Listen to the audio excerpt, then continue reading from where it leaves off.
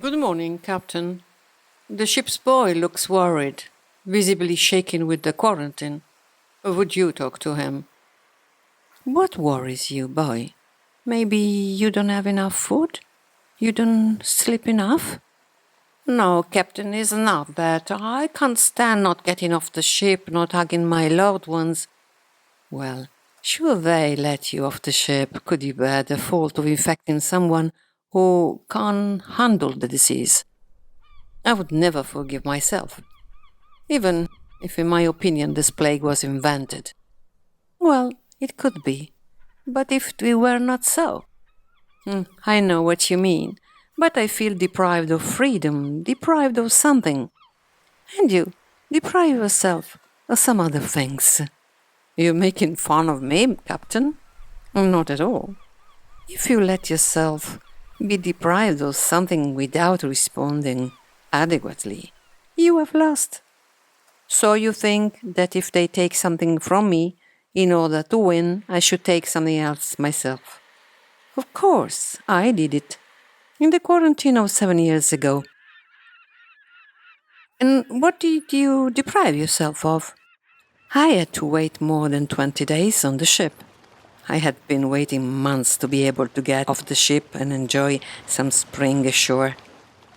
There was an epidemic. Port Apple. They forbade us to go down. Well, the first few days were really tough. I felt like you do.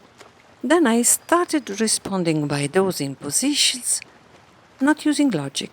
I knew that after 21 days of behavior, habit is created.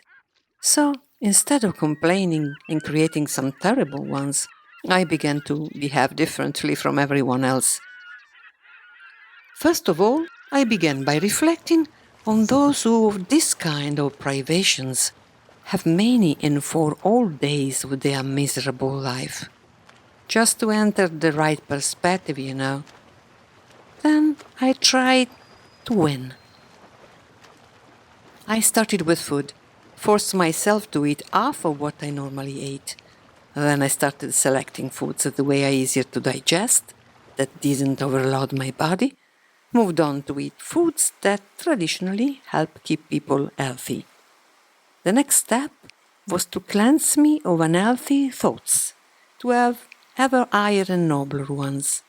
I decided to read at least 1 page a day of a book on a subject I didn't know. I require myself to do physical exercises on the bridge at dawn.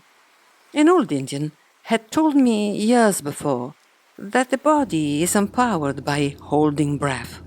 So I was taking deep breaths every morning. I think my lungs did never reach such strength before. Evening was the hour of prayers. Time to thank some entity that regulates everything for not giving me the fate of having serious hardships each and every day of my life. Again, that Indian guy suggested me to get into the habit of imagining some light entering me inside and making me stronger. It might also work for those loved ones who were far away from me. So, even this practice appeared in every day that I passed on the ship. Instead of thinking about everything I could not do, I thought about what I would do once I got off. I saw the scenes every day. I lived them intensely. I enjoyed the wait. Everything that you can have right away is never interesting. Waiting serves to sublimate desire, to make it more powerful. I had deprived myself of succulent foods, many bottles of rum, blasphemy and imprecations to be listed in front of the rest of the crew. I had deprived myself of playing cards, of sleeping too much, lazing around, or thinking only of what they were depriving me of. How did it end up, Captain? Well, boy, I acquired all those new habits. They let me off the ship much later than expected. So they deprived you of spring too.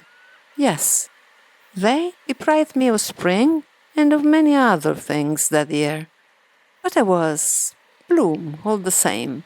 I had brought that spring inside, and no one could have stolen it from me any more.